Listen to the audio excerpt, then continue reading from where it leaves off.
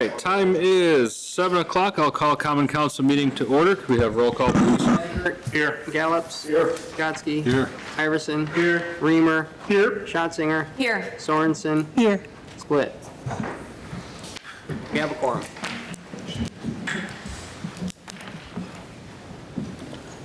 I pledge allegiance to the flag of the United States of America and to the republic for which it stands, one nation, under God, indivisible, with liberty and justice for all. A prayer has been submitted by the Ripon Area Ministerial Association that I'm honored to read tonight.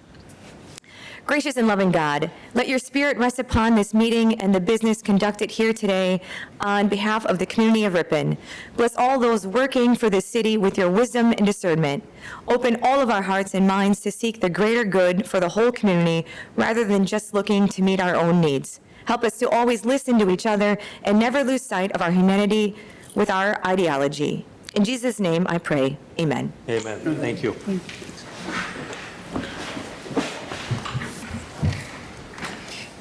Is there a motion to approve tonight's agenda? I'll make a motion that we approve tonight's agenda as written. I'll second. Motion by Steve, second by Jonathan. Any discussion? Hearing none, all those in favor of approving tonight's agenda, say aye. Aye. Opposed? That is approved. We don't have anyone signed up for public comment. Move into accepting our informal reports from standing committee and staff. Is there a motion to approve the list as published? I'll make a motion to approve as I'll written. second. Motion by David, second by Ellen. Any discussion? Doug? Question on the financial report. I apologize, I did contact either you or Sean ahead of time, but could you tell me, on the 25th of September, our racking LLC for, I believe, $4,282? Would that be pallet racking, if I'm not mistaken? EPW. EPW pallet racking. Okay. New building. Thank you, and I think I had one other one.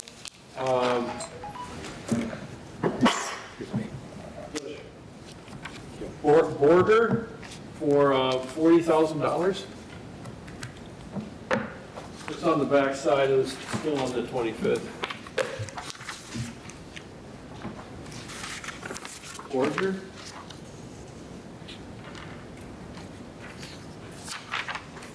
Are you sure that wasn't on 912 Oh, yeah, check issue 912. Borger? First page. Yes, it does say paper, my utilities. Okay. And then there was one from the Dorner Company? Dorner Company, that was a wastewater backflow preventer. Okay, I have no further questions. I can get you that other one from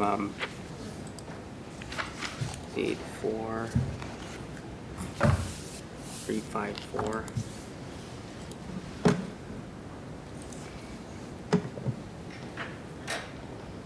Those sludge pumps, those were the sludge pumps we just had installed down at the wastewater treatment plant. Okay, thank you very much. I have no further questions. Any other questions or comments on the informal reports from standing committees and staff? Hearing none, all those in favor of approving the informal reports from standing committees and staff as published, say aye.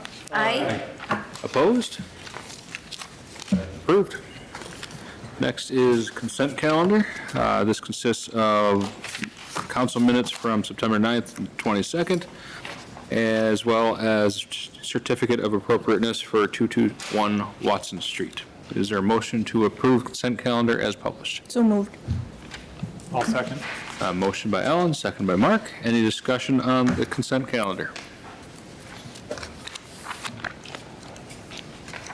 Hearing none, all those in favor of approving the consent calendar as published, say aye. Aye. Opposed? That is approved.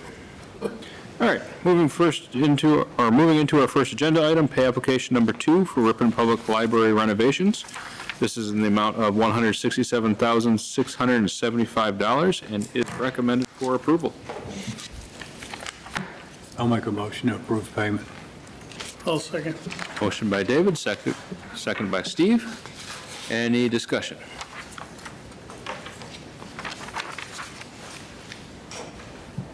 Hearing none. All those in favor of approving pay application number 2 for Ripon Public Library renovations in the amount of $167,675, say aye. Aye. Opposed? That is approved. Next is a pay application number 8 for Ripon DPW facility. This is in the amount of $360,208.98 and is recommended for approval.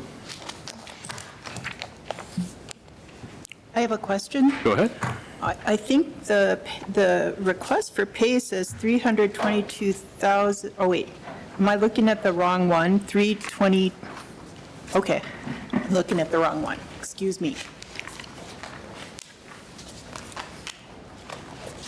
I'll make a motion to approve pay application number 8 in the amount, or for the Ripon Public Works Building in the amount of $360,208.98.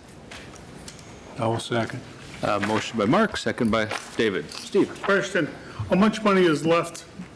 As you In can the see, city. the balance to finish is $1.8 million, so a significant amount, 1.8 million plus retainage. So the retainage is 310, and the balance to finish is $1,809,400.46. So to date, we paid around 6.6, so this will be at around 6.9. Thank you. And the project, just from a perspective, on October 1st was sort of the day that they were done on the inside. I would say the beginning of October is when we started outfitting the building. So most of the interior work has been completed. They're continuing to do site work on the exterior. But the next step would be getting some of the utilities connected in terms of like fiber and internet to then get full occupancy and certificate of compliance from the engineers, correct? Correct. So,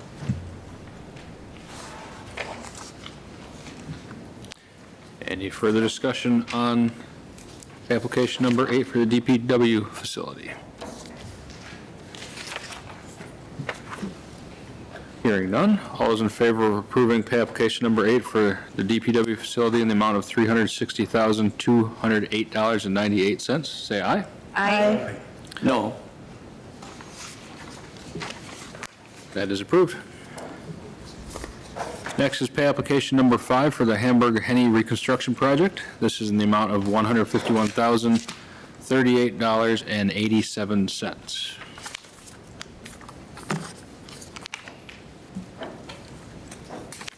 I move that we pay application number 5 for the Hamburg Henny reconstruction project in the amount of $151,038.87. I'll second.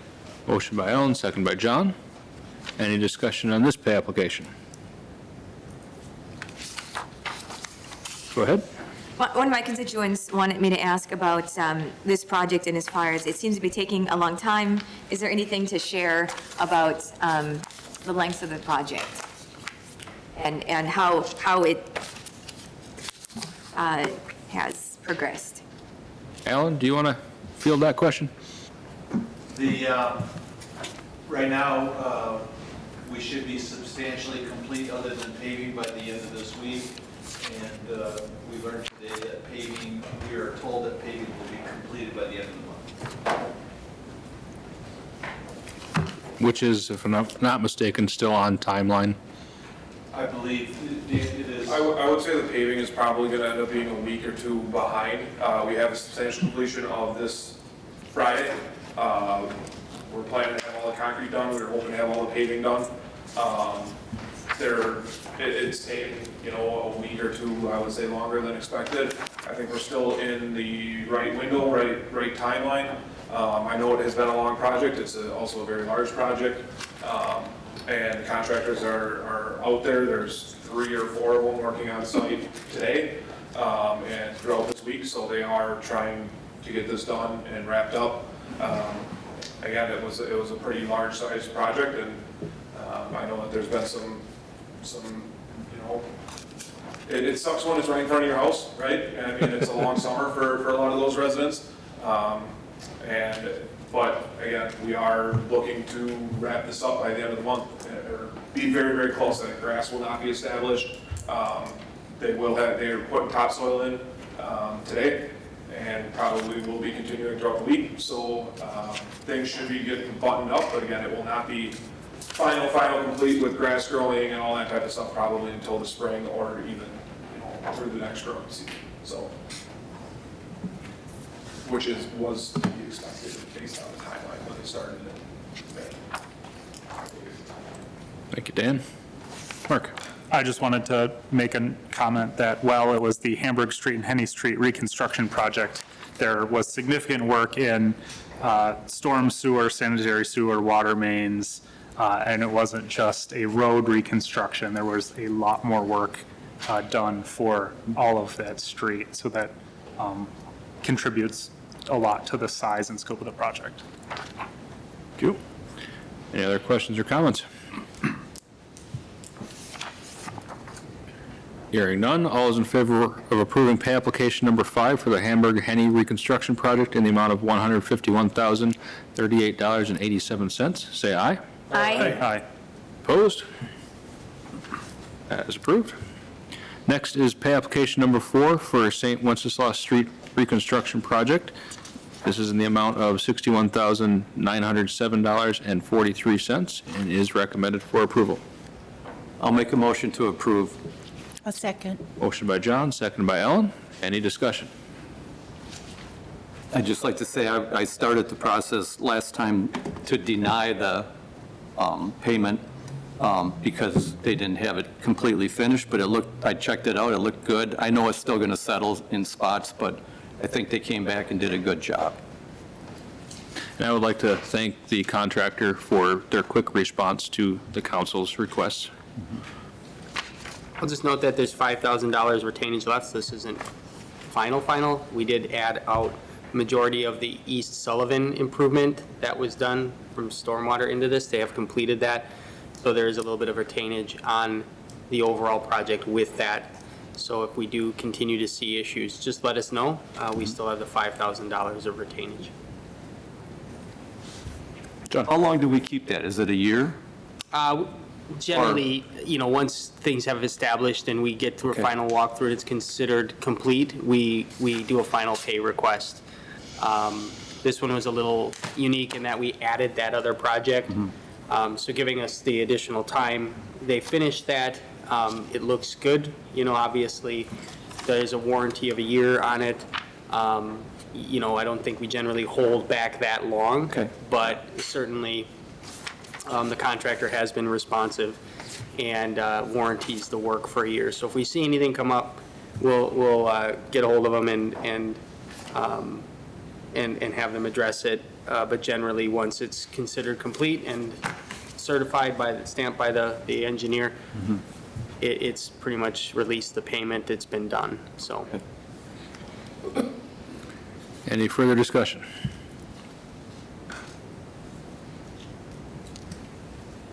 Hearing none, all is in favor of approving pay application number 4 for St. Wenceslas Street reconstruction project in the amount of $61,907.43. Say aye. Aye. Opposed? That is approved. Next up is a Houston Street reconstruction engineering proposals, or engineering professional services agreement between the city and MSA. You see the agreement in your packet. This would be in the amount of $297,000 for a combination of design and bidding, as well as construction-related services. And we do have Dan here if there's anyone that has any questions for MSA.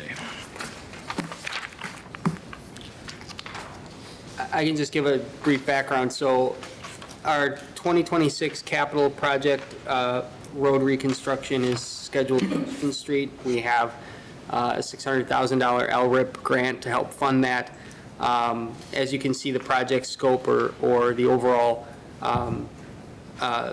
parameters are Houston Street, as well as then part of East Seward Street. So there's a small section of East Seward that goes to Spring that would be included in this design. We'll talk a little bit in the future about doing the rest of the loop, but this is the basis of that other Spring and East Water. Kind of a separate project, but kind of is related to this and can be planned in tandem with this. But generally, this is to do the Houston Street project and get East Seward. The reason East Seward has to be done is stormwater in the roadway has to be able to get to the pond, and it just currently, if you look at the road, it's pretty rough and needs to be replaced. So this is sort of in tandem with some of the park improvement projects that are going on as well. Generally speaking, the majority of this is upfront work for design and bidding, and then the construction-related administration, staking, observing is more of a guesstimate. So, or an estimate, I should say, based on the overall project scope, and Dan can explain some of that, but to keep this project on schedule, we need to begin designing it over the next couple months to, again, get to ready to bid in early '26 to keep it on pace for construction activities in the summer of '26. Ellen? I move we accept the Houston Street Reconstruction Engineering Professional Service Agreement with MSA in the amount of $297,000. I will second. A motion by Ellen, second by David. Any discussion?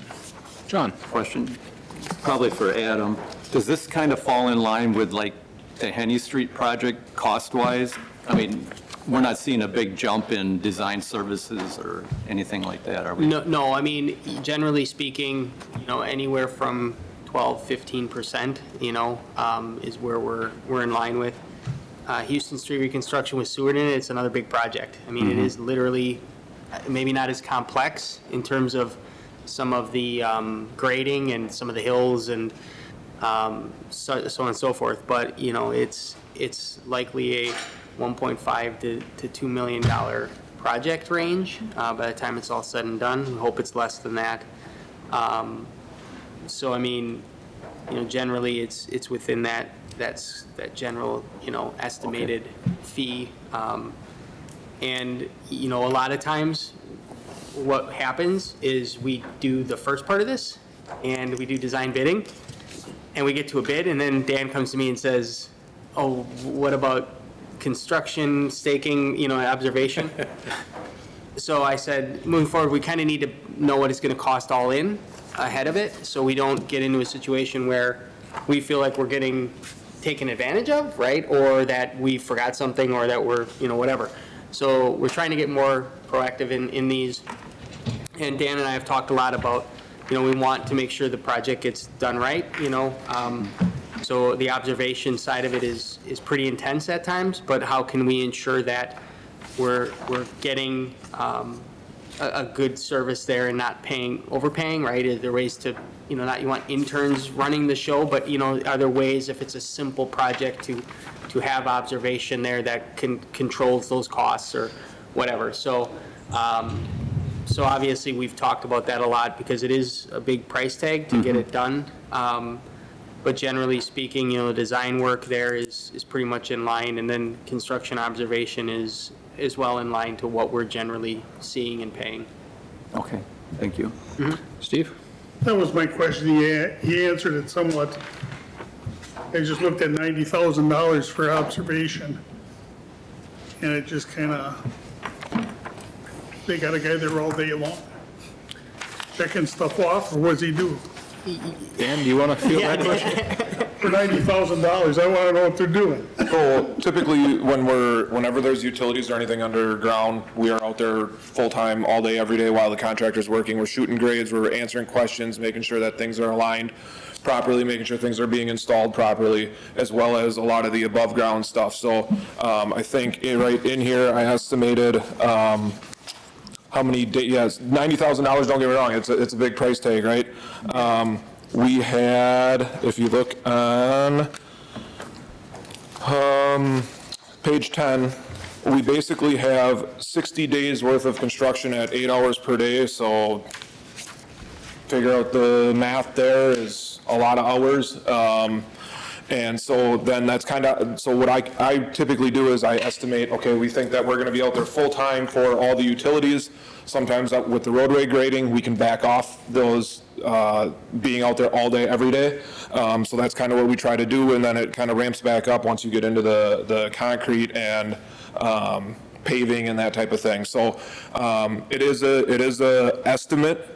But basically, we're kind of the eyes and ears. We're talking to residents. We are communicating any sort of changes with Alan, Adam, city staff, whatever may arise during the construction. We're coordinating things with the subcontractor, making sure they're staying on schedule, things like that. So there's quite a bit. We take all of our notes, transfer them onto a set of plans for any of the changes, because as you know, things change when second you dig a hole in the ground. So basically, we report back to, we really end up giving them to the DPW, which is what we call record drawings or as-built of any changes. So then that's in there, in your guys' record books.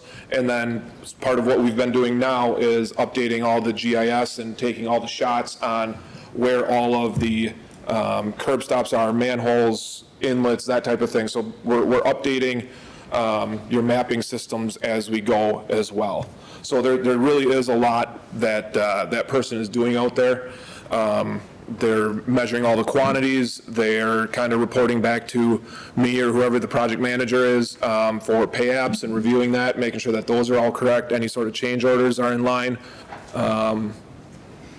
So I mean, they're busy out there. There's times when I was doing this and my phone was dead by 7:30 in the morning. So from driving down while it was plugged in, so figure that it went out. But so that's kind of a rundown of kind of what we're doing. Yeah, things have changed a lot since I was in road construction, so, like you said, it just kind of surprised me at the price of that, because the former engineers I used to work with, they only showed up when they put the stakes in and when they checked out what we did. Yeah, and I mean, that's something that we've probably talked about at length with the city. There's a lot of communities that try to do part-time.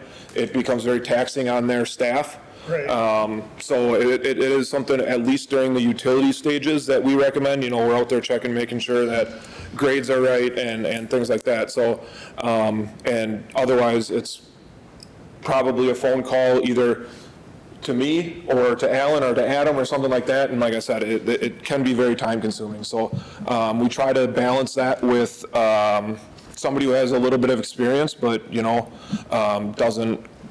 isn't at the top of the pay scale either. So it's kind of a balancing act there with, as Adam said, you know, you don't have somebody who knows nothing going on out there. So. And I'll just add, you know, when we go through these projects and we bid them out, they are complex and everything, and then we get the bids together, and we are forced to essentially take the lowest responsible bidder. And we don't know if that contractor, we have a great working relationship with them. We don't know if they're, you know, we don't know, right? So this is worst case scenario based on, you know, probably having someone we may not be as comfortable with if they come in and bid. But it changes depending on the contractor at times, and we certainly aren't sitting there when it's raining. If there's no work going on, we're not having an MSA person sit down there and just watch the rain fall when no one's working, right? It's just, it does matter, and it's an estimate at the high end that we're looking at, because, yeah, we could get a contractor, or we could get a project that we don't know something goes haywire, and we want to make sure that the contractor's not taking advantage of the situation.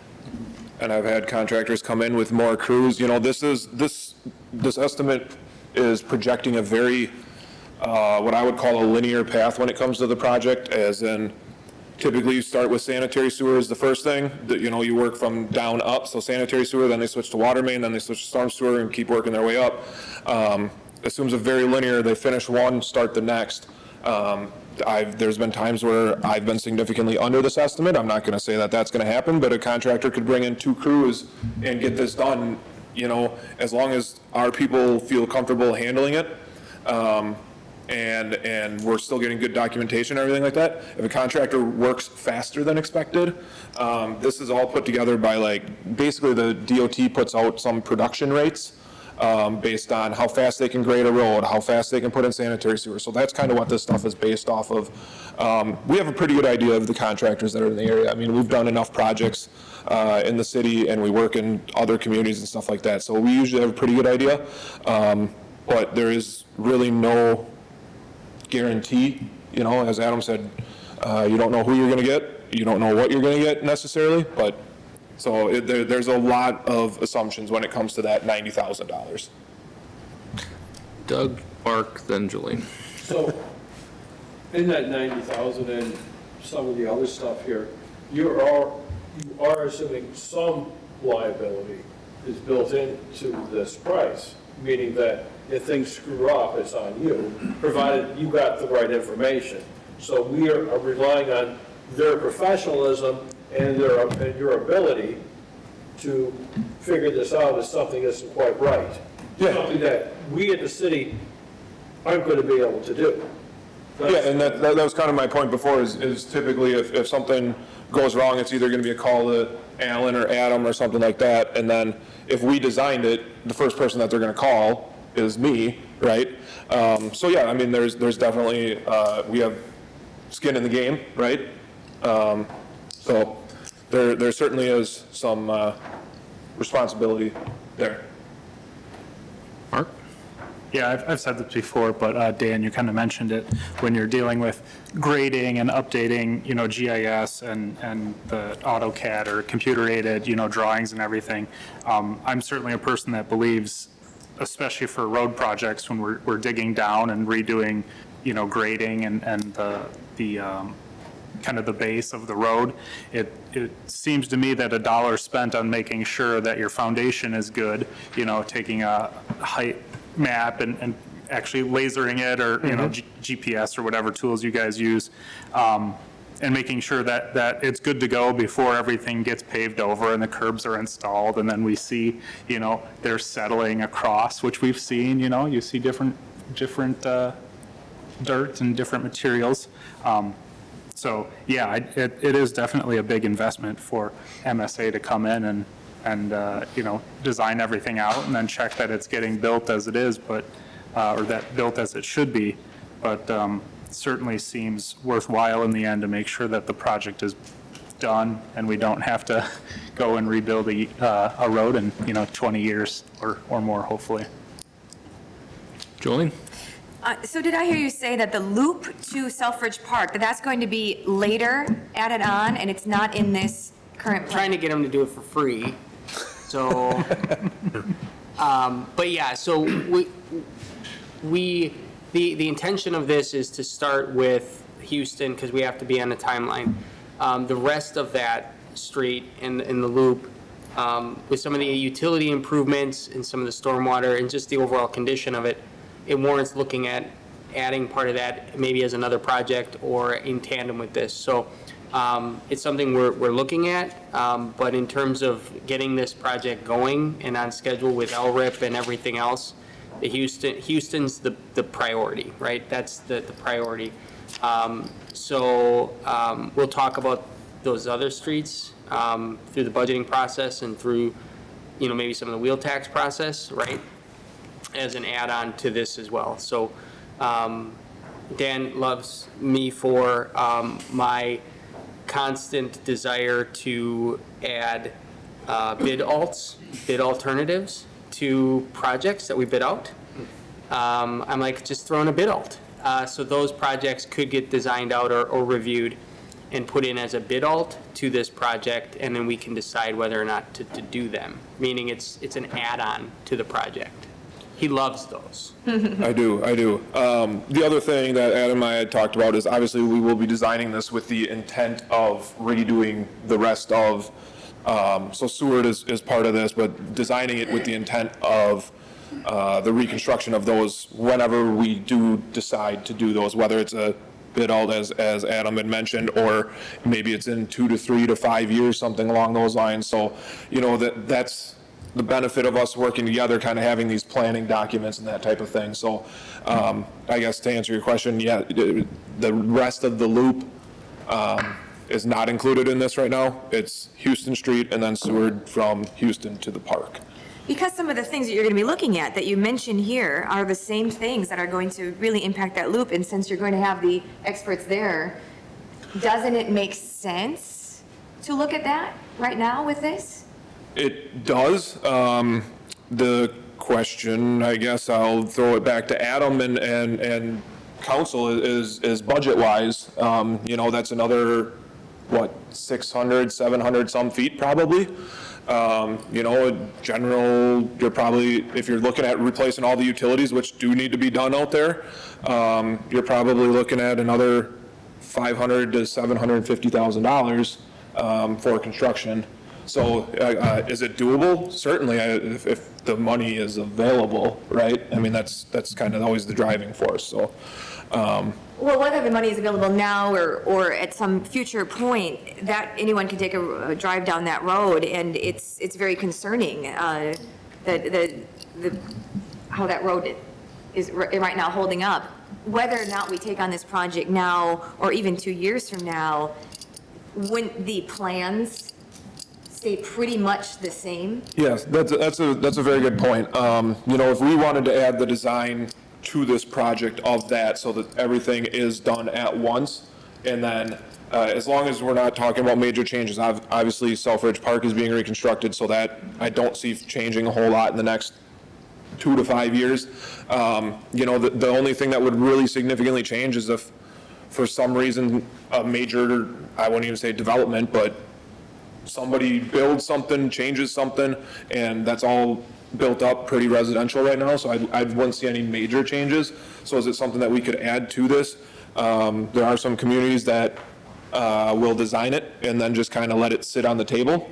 It doesn't necessarily go bad, so to speak, unless something does change out there. So to your point, could it be valuable? Absolutely. Is it necessary right now? I don't think it's absolutely necessary, but could it be advantageous? Certainly. And would you say that having that done in tandem with this would save money rather than calling the experts out just for that at some future point?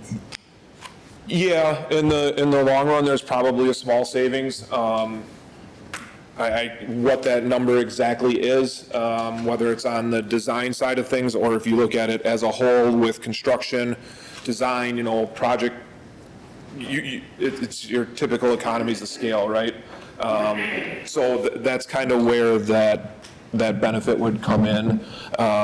Bigger projects, sometimes you get better pricing, that type of thing. So I wouldn't say that it's gonna make or break it as far as cost savings, but there could be a little bit there, yes. Because, there's less paperwork, there's less, administration, there's less, you bid out one project versus 2 projects, that type of thing. So there could certainly be advantages to it, but I don't think you're saying, for this $145,000 for the design fees, you're not going to get all of that into that $145,000 without a change of price. Does that make sense? Yes, it does. And then from my understanding, so last winter, I believe, there was a water main break on Houston Street, and my understanding of the situation was the fix, current water main size of that is maybe, I think, is 8 inches, and we had 6 inches out there. And so I was told that they had to retrofit a fix with the hope that there's not a leak. Now, my understanding would be that whole area would be similar. So if we're just doing this section, we are still sort of retrofitting in that whole area. Is there any more insight you can provide? So there is a couple things. I think both the water mains on, what's the northern street? I can't remember the name of it, that goes to the north side of Selfridge there. There's Spring, Seward, and Water. The water main on both the Seward and Water are undersized. So if we go in there and touch the water main, essentially DNR says you have to replace these. I think one is a 4-inch or something like that. So minimum water main size is 6-inch at this time. That's regulated by DNR. And the other thing is regardless as to whether or not we do it right now, there's 2 dead ends on Water and Sewer basically at Selfridge Park. So Spring Street, it does not connect. So one thing that we would do is set it up for being looped in the future, running water main down there, because that's just best practice. And it's yes, it's a cost, but the value in it and not having to have those dead ends and things like that. So regardless, when we design this, we would, whether those other streets are part of this or not, we would be planning for the future for that work to be done. So again, the utilities, we know from Adam, Allen, and conversations that they need to be replaced, and that's why they are, and the roads are shot. So it's definitely been a conversation that we've had, and we're just trying to figure out how we do this. Houston Street is obviously the priority. That kind of coincides with the state highway project that we're starting to work on as well, because some of that sanitary sewer runs down Houston Street. So all these projects are all kind of intermingled, especially when there's adjacent to other projects. And that's really, we're not planning these things without seeing those things in the future, right? So we are being proactive in planning, making sure we're making the right decisions on these two, at least to be able to capitalize in the future on the other ones. The biggest thing is if this were a question of like another $150,000 to continue on and do the loop, yeah, right? We could probably find dollars and work to do that. When we're talking about full reconstruction and water mains and the cost going up over likely $500,000, that's another project we're adding. And in a time where this is already a significant project, we may have to, plan and wait to do that another day. We obviously would love to do it all at once. It's just, can the city's finances bear, which we'll talk a little bit about in a little bit, right? Like financing these things and affording it all. So if it were a simple mill and overlay, okay, great. It gets to be a little bit more complex when you start reconstructing everything. I have 2 last questions. And so that would be, so I would like to see whether, again, it's now or in a couple years, it is pretty clear. I invite my colleagues to drive on that loop, and this will need to be replaced at some time in the near future, or maybe there's going to be more water main breaks and other things that we're going to be paying for more later. I would like to see the design, and that way that when we go for the bid, we could see what that's bid out, and they would have the design. Doesn't that make, like, it would be more of an accurate bid if that is going to be an add-on? If you have the design so that it's there, we may not vote on that then, because we can't maybe afford that at this point, but at least then that bid would be more accurate. Yeah, and I mean, at that point, what we would probably end up doing is meeting with city staff and saying, okay, we think this project is going to be XYZ dollars, right?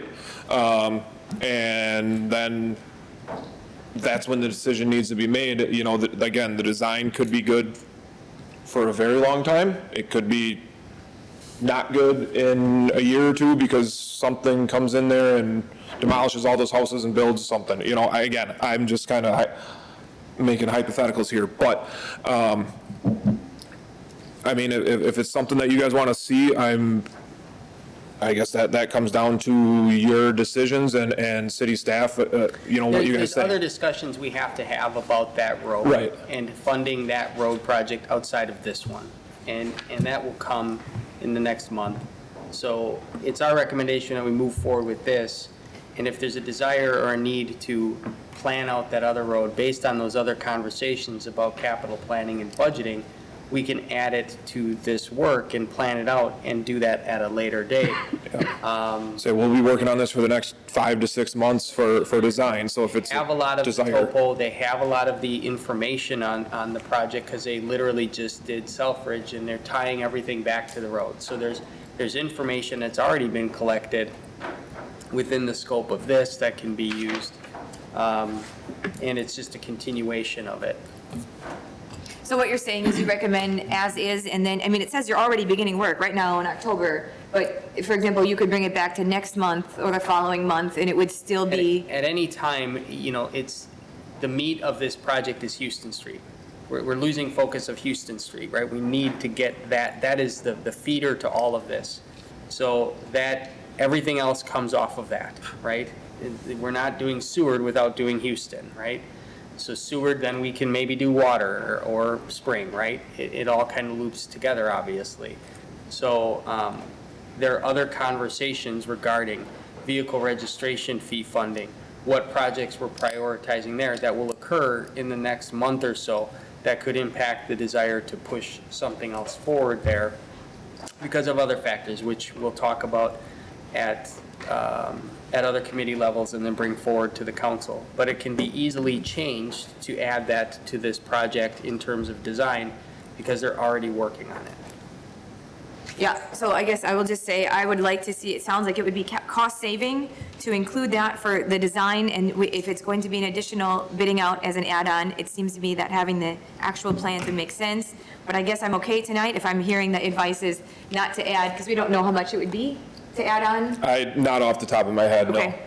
And then the only last thing before I forget is there is a property owner that wants to move their driveway on, and who do they contact to talk about that, to get that in the plans? That is typically something that once we kind of get everything laid out, we usually meet with city staff, and then if you know who it is or where they want to move it to, we can start from there. Otherwise, it's usually further down the design path when we start laying it out, and then when we have a public informational meeting, that's usually when people come in and say, oh, I want to widen my driveway, I want to do this, I want to do that. But if there's any sort of knowledge right now, we can talk about that after. So I would like to recommend to the council to approve this agreement tonight, and then instruct administration to work with MSA on an add-on design proposal for Water Street and Spring Street in the near future, if we can get a price for that design service. Yeah, and I guess just to your point, you had mentioned start date. Yes, I have October. I actually had my surveyors reaching out to me today saying, when is this going to get approved? We want to get started on this because construction is slowing down a little bit and it's before winter and they are hot to get going. So once we call in diggers locate, it's going to be 5 to 10 days that I would like to be started on this, so. Any further questions or comments from council on this proposal? I guess I would just note that these are estimates, they're actual numbers. When you get paid, you're bringing in time and material. Right. Thank you. All right. All those in favor of approving the professional services agreement with MSA for the Houston Street reconstruction project, say aye. Aye. Opposed? That is approved. Thank you, Dan. Thank you. All right, moving on to our next item, a tree and stump removal proposal. You have in your packet a bid from 3 companies, and the recommendation is to go with Mirror of Green Lake in the amount of $33,644. Alan? You summarized it for me, so There you go. if anybody has any questions? John? I'll make a motion to accept the bid from Mirror of Green Lake for the fall 2025 tree and stump removal for the total cost of $33,644. I'll second it. A motion by John, second by Doug. Any discussion or questions for Alan? Thank you, Alan. Thank you. Oh, I had Mark one. has a question. Does this finish the stump removals, or get all of the stump removals done for all of the trees that we've removed up till now, This will get us caught up for anything that's been removed to date. to date. Yep. Thank you. That was it. Thank you. Any further questions? John? Just say quickly that I had a stump ground and I wasn't happy with it. I called Alan, Alan called Mears. They were there the next day, fixed it to my satisfaction, and I can't recommend anybody better than that to do it. Can you talk briefly about, so who will plant the grass after, put the dirt on there? And then, like, who takes care of that? Mir will restore the site with pulverized topsoil seed and they'll spread some straw over it. After that is the residents' responsibility to water it and care for it. How does the resident know? Is it supposed to be sort of common sense, or are they made aware? No one has asked me about it and no one's not followed through on it, so. Well, we wouldn't know if they're watering it. The grass just might not have grown then, Well. right? That's true, but no one's called me about it, so I think everyone has followed through and taken care of it. I think it's self-intuitive.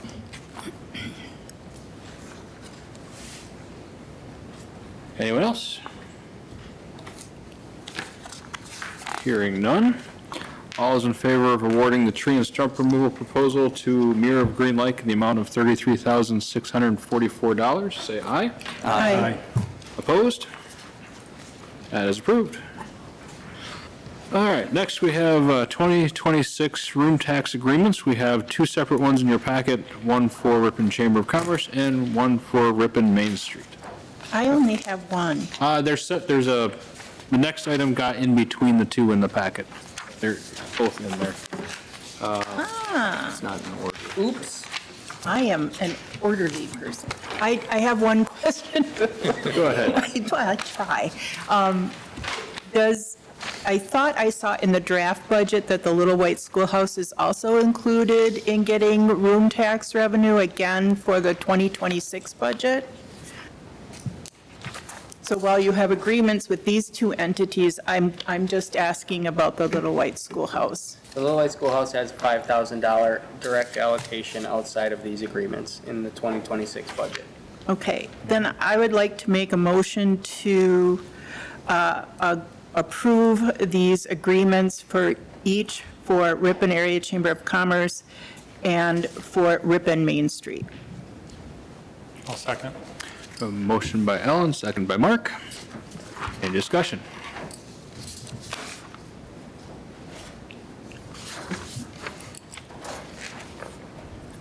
Hearing none. You guys, why is me?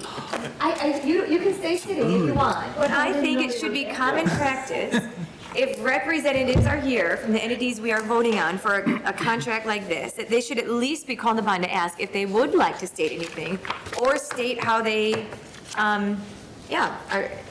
because this is taxpayer money, and I think we owe our taxpayers to ask. It's not taxpayer. Or, I mean, okay, not tax, it's room tax? Yep. Tax individuals that are. Non-residents. Non-residents, yeah. To at least ask. Again, you don't have to come up here, Craig, or you don't have to, but I think that it should just be common practice of our council. When you take the time to show up tonight, and thank you for showing up. Not come up after you did that.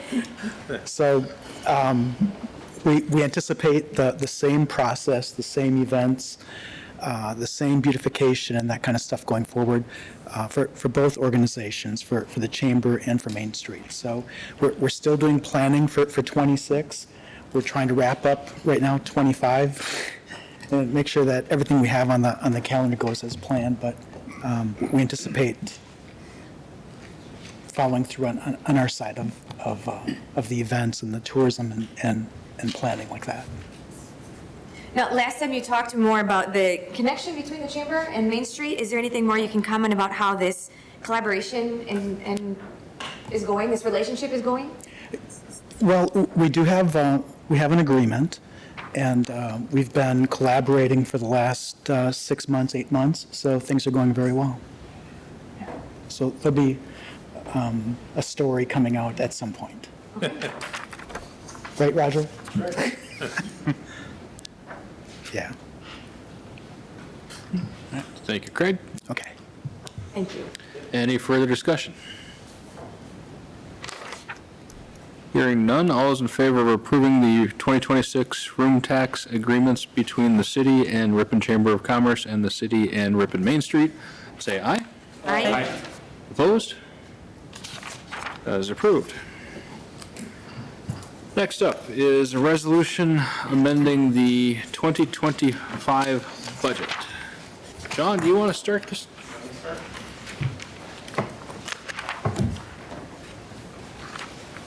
All right, so in your packet, you'll see write-up of a proposed resolution. Made reference to this at a previous budget-related meeting. Basically, this allows updates our 2025 budget, certain line items to be more in line with our 2025 actual and also flow into our 2026 proposed, as well as gives us additional flexibility with the expenditure restraint program. So if we just can move these numbers, the net impact is It's a positive. it moves revenues and expenditures in the 2025 general fund up $158,615 when you add up all those line items. Yep. If there's any questions, I'll take them. Otherwise, you guys do your business. I have a question, Sean. I don't have a question. Is this 158,000 and changes, is that This is what happens when you buy. the space that we could levy up before we hit the expenditure restraint number? Did we shoot too low and we're leaving money on the table, so to speak? Based on how our 2025 budget was adopted with the information known at the time, we didn't maximize our available flexibility in the 2025 budget compared to 24, and it kind of builds going forward. So basically, by just, we're not asking for any additional money to be spent that's not already in the works. It's just a matter of adjusting the line items, so when you fill out the mandated state forms based on our adopted budgets, that the numbers flow to give us the flexibility within the general fund to fund operations. Okay, thank you. I move that we accept the resolution amending the 2025 budget as presented. Second. A motion by Ellen, second by John. I'll remind the council that this requires a 2/3 vote, and it will be a roll call vote. Any discussion on amending the budget?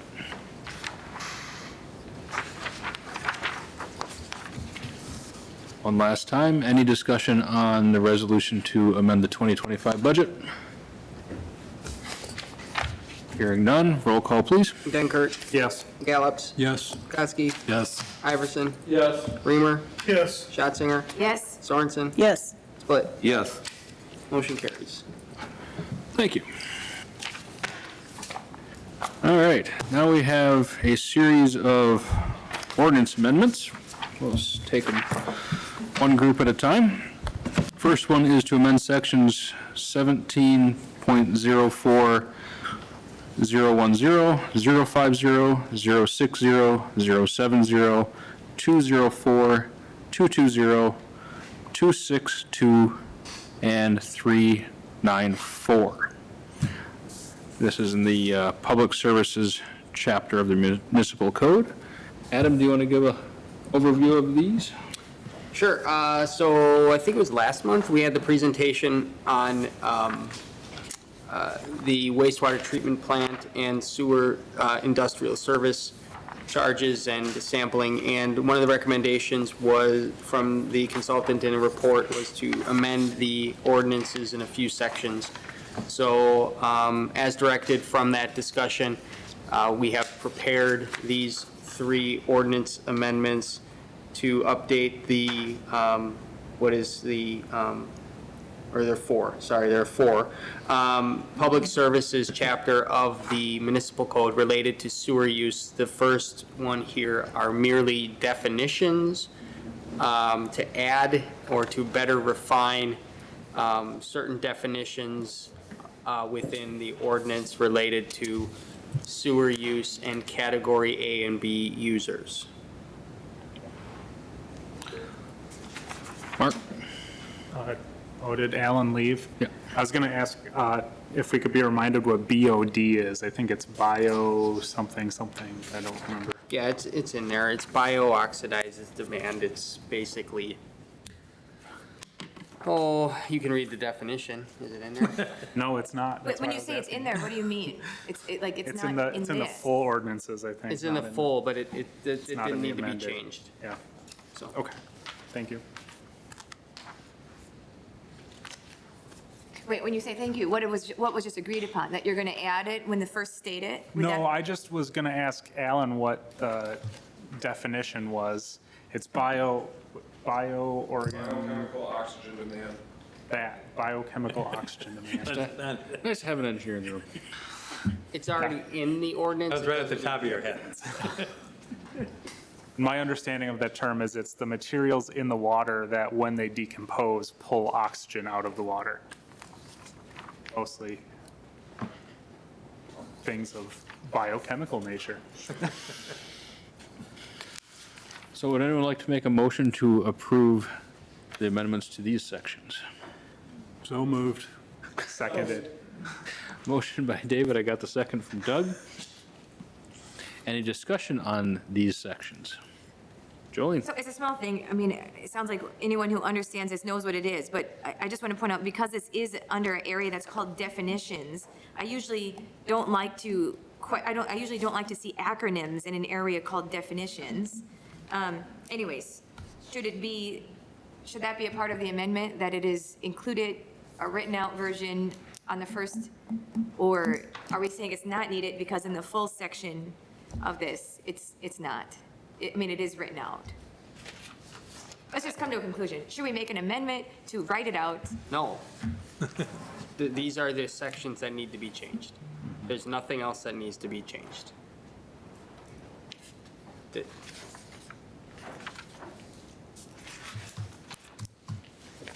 These, I don't, Jolene, 1704.020 defines BOD. So it is already defined, just not in the proposed amendments. So we have the proposed amendments in front of us. We are not changing the definition that is already existing in the municipal code. I understand we're not changing the definition, just because there was a question. But the acronym is defined is elsewhere defined in in the the same ordinance. BOD is defined in the code. Highly technical as well. Any I don't think further, you want me to read it. any further discussion on these ordinance amendments? Are we doing them all? Just the Okay, first one. Okay, I just want to make sure I know what we're doing. We're on item number 9. Okay. The motion is to approve ordinance to amend section 17.04, .010, 050, 060, 070, 204, 220, 262, and 394. Is there any further discussion on those changes? Hearing none, we'll have a roll call vote for this. Dankert, Yes. Gallops, Yes. Gotsky, Yes. Iverson, Yes. Reamer, Yes. Schatzinger, Yes, Sorensen, Yes, Split, Yes. motion carries. All right, next up is the ordinance to amend section 17.16.030, 040, and 050 of the sewer use of the municipal code.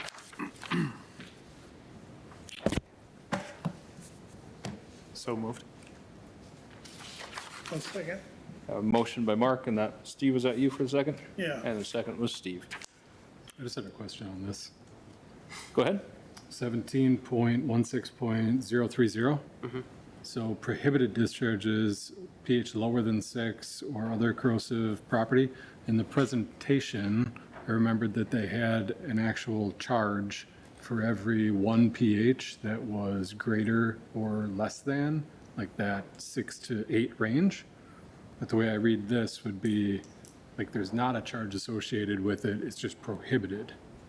So it's just a question on clarification. Are we going to be charging them, or are we going to just be saying it's prohibited that they I can't? believe the charge would be in the standard fee schedule. Yeah, But doesn't this say they just can't do it if we use the word prohibited? so I think the concept here is these are prohibited, and if you do it, you get penalized via the discharge fees, right?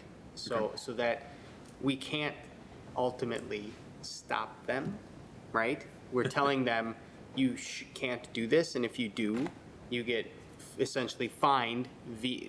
While it's considered a fee, it's really a fine. It's a, that's what it, and if somebody does something egregious or, right, really bad, you know, they're supposed to make sure we're compliant. They're, in this, they also are supposed to report it to us.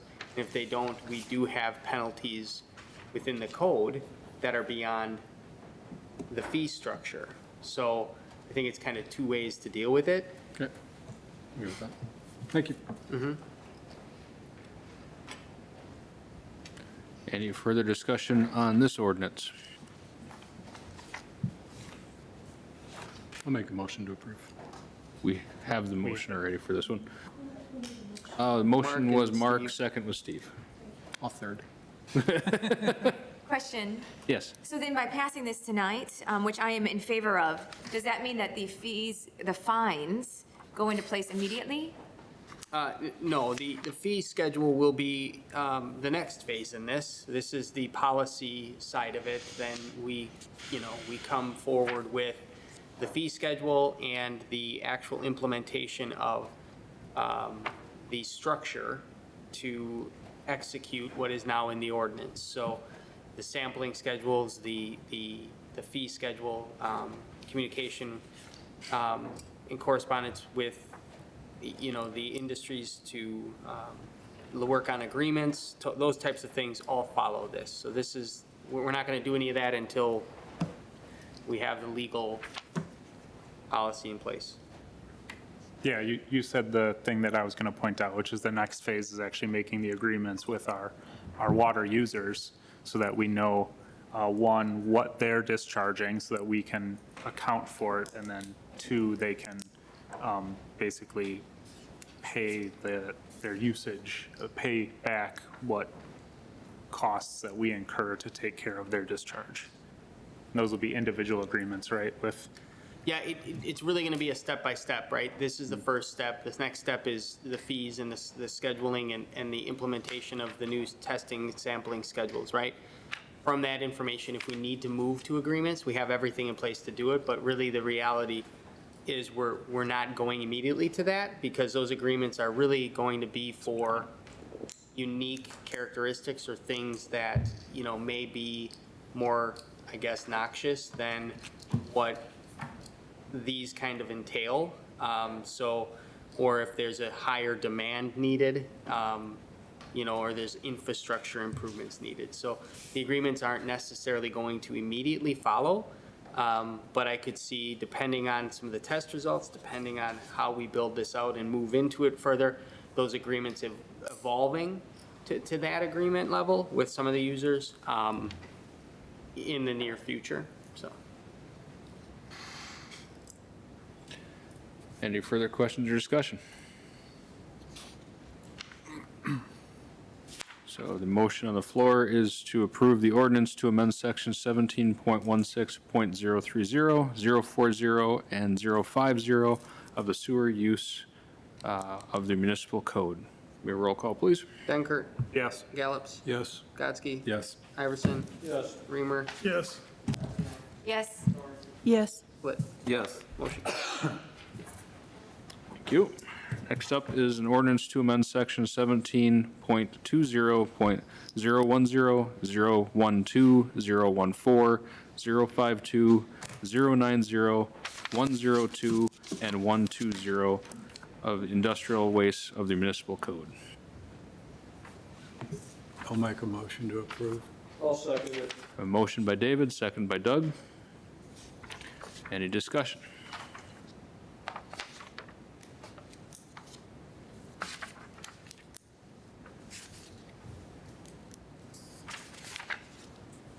Hearing none, the motion on the floor is to approve ordinance to amend sections 17.20, .010, 012, 014, 052, 090, 102, and 120 industrial waste of the municipal code. Roll call, please. Dankert. Yes. Gallops. Yes. Kotsky. Yes. Iverson. Yes. Reamer. Yes. Schatzinger. Yes. Sorensen. Yes. Split. Yes. Motion carries. All right, and one more. Ordinance to amend section 17.36.010, billing period of the municipal code. I have one question. Yes. For 17.20.102 spills, it says, in the event of an industrial waste spill, et cetera, the contributing user shall notify the approving authority immediately. Lud, is there a understanding that notifying should be of a prompt and immediate nature, AKA they can't just post us a letter and say they notified us? I think that gets into the penalty if they fail. I think it's just understood that they have a duty. It creates the duty, Okay. is what it does. All right. So back to the next item, ordinance to amend section 17.36.010. I move to approve the ordinance to amend section 17.36.010, billing period of the municipal code. Oh, second. A motion by Jolene, second by David. Any discussion on this item?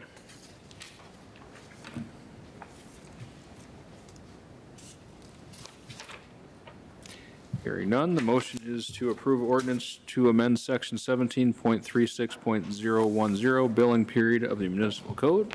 Roll call, please. Dankert. Yes. Gallops. Yes. Kotsky. Yes. Iverson. Yes. Reamer. Yes. Schatzinger. Yes. Sorensen. Yes. Split. Yes. Motion carries. Thank you. Thanks. All right, moving on to project updates and staff reports. Save the budget for last. Anything for PD? Naomi?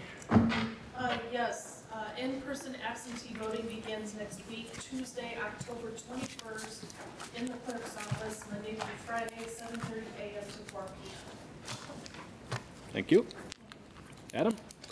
So you have my report, but just a couple quick updates. State Highway 23 project, we've been working through some of the preliminary design and concepts there. You can read a little bit about that. And then there will be a second public information session scheduled for November 7th at 5 p.m. So if anybody's interested in that, November 17th at 5 p.m. is that next public information meeting. The Rail Spur, Wisconsin Southern or WACO, whoever they are, the rail company, worked to get the rail completed in a couple days, October 7th to the 9th. So they replaced over 300 deteriorated ties, and the spur is now open. And we're continuing to work with the rail partners for long-term maintenance agreements, but just a thank you to WACO or WSRO for getting that prioritized and done within a few weeks of having the derailment issues and now back operational. We're working through some STP applications. So that was our BIL, or bipartisan infrastructure legislation funded projects. We're working through applications for projects there, including LRIP, because we're on that cycle. We're hopefully successful to offset local costs, but generally, anytime you start receiving awards for those types of programs, you generally don't get them back to back to back. The e-scooter, e-bike presentation, Bill has worked on some information there. We'll likely present that information on the 27th if Bill is ready to discuss. So we'll have that. Then also on the 27th, we'll have a brief presentation regarding the DNR sanitary survey, which is a water department study or survey, I should say, that the DNR puts together. So we'll have a brief presentation on that, as well as there will be information regarding SCADA system project, and the work that's gone on there to get to a point where we have the potential to implement a SCADA system upgrade. We met today at the landfill site. The EPA did what's called a 5-year review. So the DNR and EPA met with the consultants that work the Superfund site on behalf of the city and the responsible parties. So there's a group including, you know, Alliance Laundry, Town of Ripon, Ripon College, and a couple other businesses that are associated with the landfill site. The city is 31%, so we're the second highest amount. So there's a long history there. Some of you may be familiar with it, but my main approach or discussion with the DNR and EPA was to continue to work on what our long-term liabilities and obligations are on this site, because you know, one of the bills you would have seen was from TRC Lockbox. You know, it's around anywhere from $6,000 to $12,000 a month that we pay. We're 30% of that. That's been going on for a long time, folks. And my message to them was, we're getting real tired of not making a whole heck of a lot of progress and paying a lot of money when you know, nothing's changing, right? So we've been able to reduce sampling, we've been able to reduce certain things, but we have things like emerging contaminants coming, right? PFAS, things like that. So all of those things, we're really trying to just say, look, we get it, but work with us, because frankly, it's been millions of dollars spent as the group and hundreds of thousands of dollars spent by the city dealing with this issue. And we want to be responsible, and we understand what we're into, but it's getting to that point where we need to see some headway in terms of like reduced monitoring or just reduced costs. We also did have a conversation with Brown Cab regarding the 2026 service options. We'll talk a little bit about that through the budget process, but generally speaking, through the reductions already made and just through general, I would say, reductions in the service, we're already at a point where the service hours have been reduced without, by basically, if a driver is on vacation, they're not filling that shift, right? If that happens, right? So through sort of just the natural occurrences of running the taxi and not replacing certain things, we have reduced it to a certain point that I don't feel like we are going to necessarily need to, or we will be able to make massive changes until we bid it out next year. So I'm not saying massive changes, I should have said just changes to the overall hours. So while we talked a little bit about during the budget process about, you know, reducing hours or things like that, we're really not at that point where we need to necessarily do that because it's already being done. So I can kind of report that out a little bit more in the future.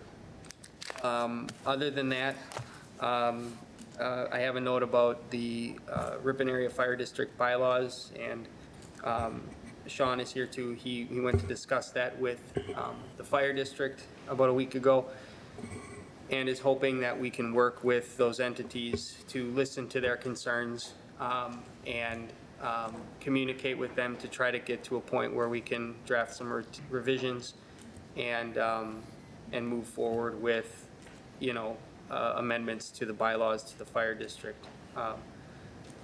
If there's no questions there with those issues, Sean did prepare some information for the 2026 budget, and we can have a brief conversation about that. We didn't want to overwhelm you with another 78 pages or more. That really didn't change much since we last met and discussed it. So we do have kind of a couple things to just discuss and get feedback on as we move toward the 27th.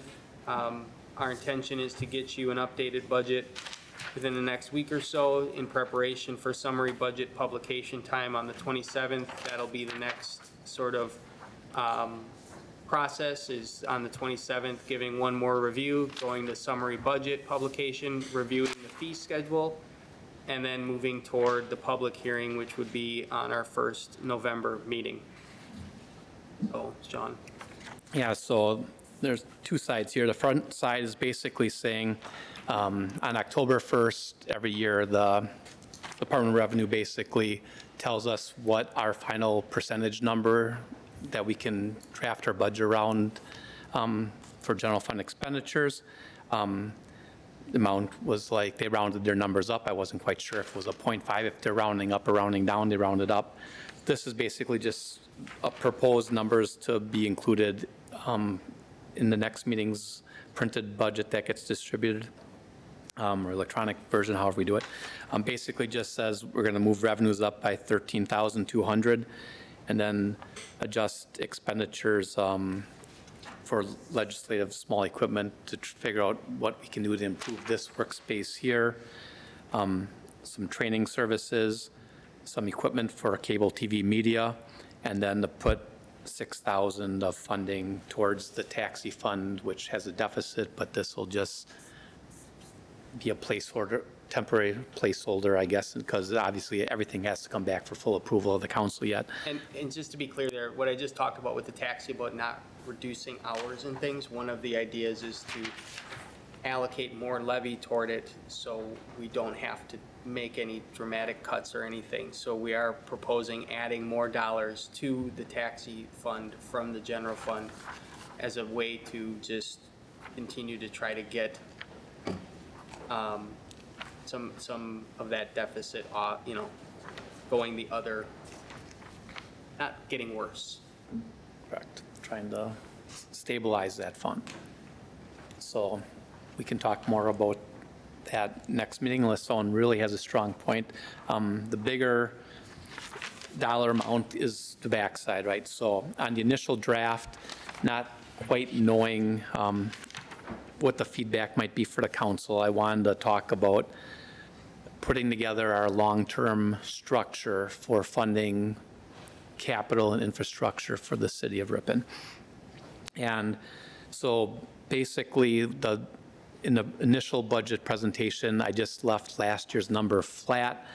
And obviously, we've borrowed $14 million over the last, 12 to 15 months that for projects that have been completed, are underway, and will be completed in the near future. And we don't have the final long-term structure for that. That's going to be planned to happen probably mid-2026. But we have the funds on hand, we're already incurring interest costs, and, you borrow that much money, there's a substantial increase needed in the debt service fund. And so I just note here that last year's mill rate was $9.29 per thousand assessed value. My goal here is to find options to minimize the impact on taxpayers over the next 3 years as much as possible, while paying the debt related to the infrastructure investments that have been approved.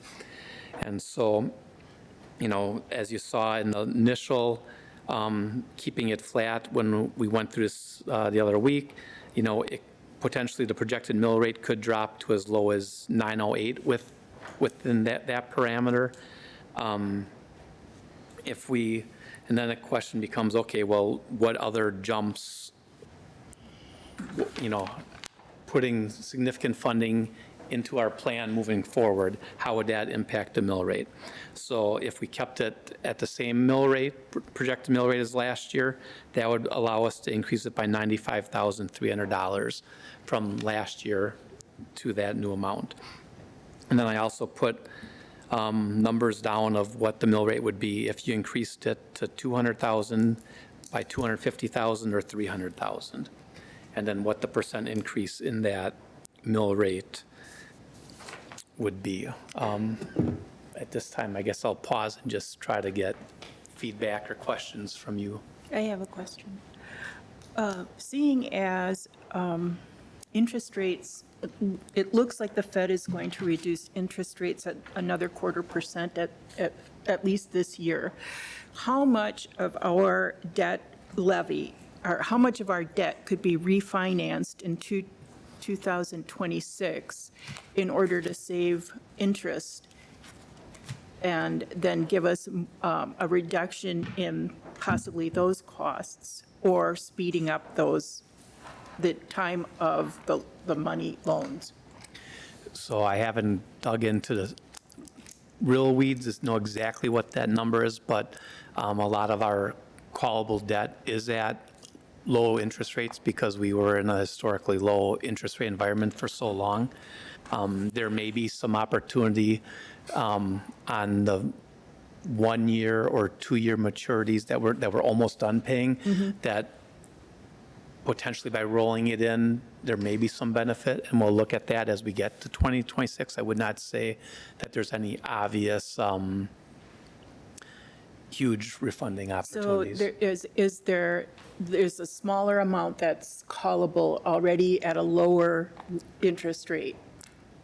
It's already out there at a lower interest rate or a similar interest rate to what the market is. Okay. And so, but we will look at all those options as we move forward. If anyone else has anything? Mark? Do you recall kind of over the past 5-6 years what the range of our mill rate has been? I know it was on the slide from the previous meeting. It was in the 8. Ranged anywhere from 850 something up to 950 something. Okay. Usually about a 50 cents either side. Oh, just let me pull it up here 1 second. 929 is Current. this year. Yeah, Yeah, this that's the year's. highest I remember So, it being, but I've only been here for 3 So, okay, just going backwards, 929, 897, 890, 904, 857, 853, 873, 890. And then going back in time, there was a time it was over 10 in the 1990s. Thank you.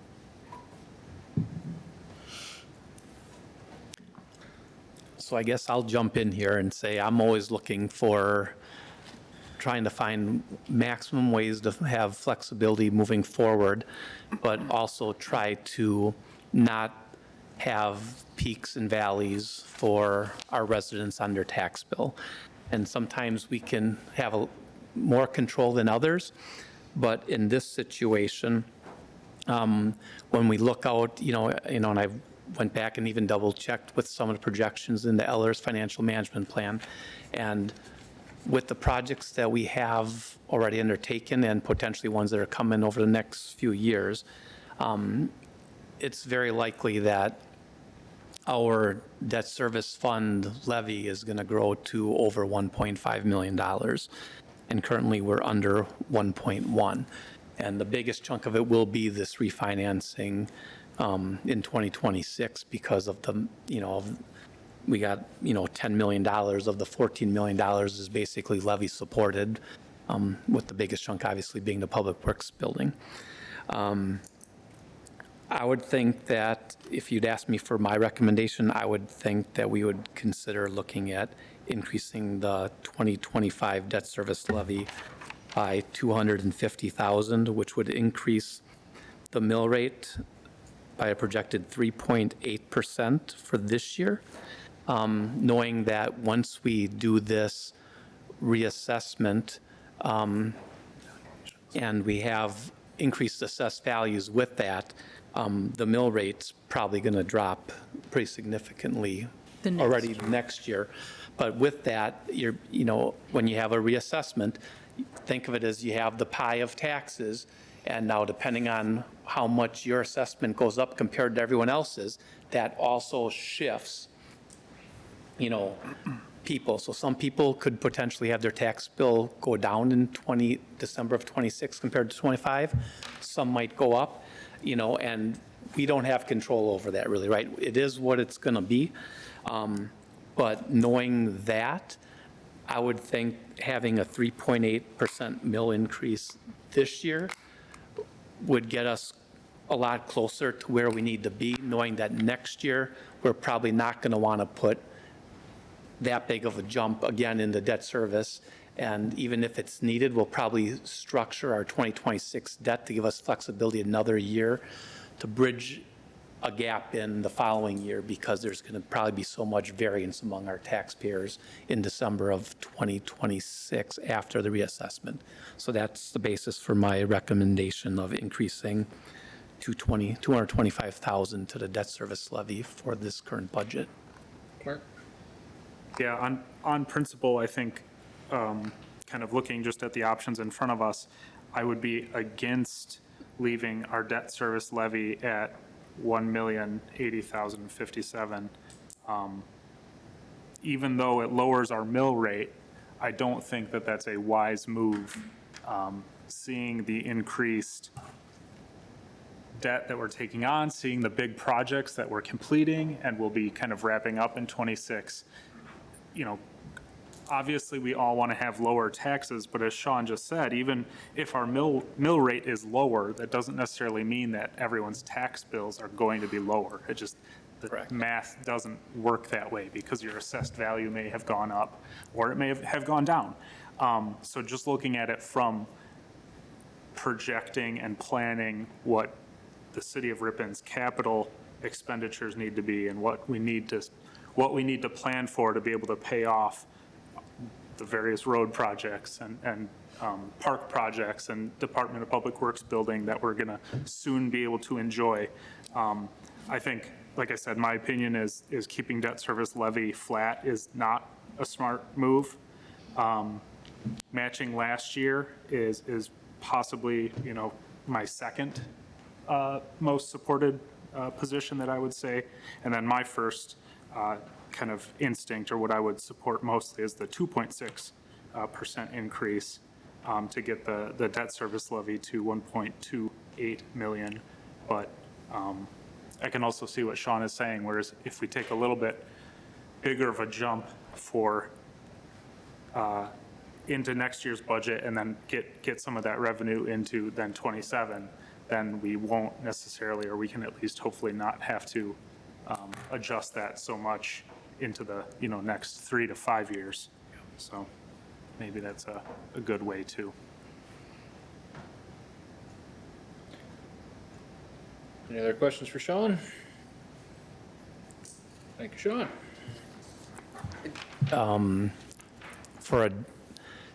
Can I get maybe some kind of general consensus of what number to put into the draft for the printout? You know, I mean, do I just go with my number? Can I get a different consensus? I'm just trying to look, you know, for what number to start with. Obviously, it can change again at next meeting or at the final meeting. I might be pitchfork for this, but the 3.8% increase is a nice $250,000. So every 4 years then, if we stay on that, that's $1 million of debt retired, correct? Over the course of 4 years would be $1 million, yeah. I don't know if we're going to do that every year, but. No, I mean, like I said. Getting rid of 250,000 seems like additional 250,000 seems like a good jump. From the financial management projections that Ellers did, it's very likely that our debt service number is going to have to build to about 1.5, 1.6 million, and it'll probably stabilize there, is the current projection. And so this would get us up to, you know, over 1.3, you know, but we'd still probably, over the next 2 years, you know, we'll see what the interest rates are in next summer. Most likely they're going to be less than they are currently. That's my belief. That's my hope, definitely. I'm just trying, I just think next year we're probably not going to want to add too much to debt service. Probably not. And this will kind of allow us to continue to fund it, wait, see how the reassessments go, and then reassess based on all the data, you know, next fall or the following fall. what makes sense to move forward with. So that's why I'm making that recommendation to smooth this transition. I would also support moving with a 3.8% increase for your projected budget. Projected? Yep. Your explanation, I agree. Does anyone have any differing opinions, or is that our consensus? I think that's our consensus. Very good. We'll finalize the numbers, we'll present the budget with that in, and we'll have to go to summary budget. As we finalize budget, we'll have the public hearing, and these numbers certainly can change depending on outcomes of numbers and just general direction from the council, but we will plan as directed in that direction. So thank you. Thank you. Thank you. All right. Any future agenda items or comments from council? Jolene?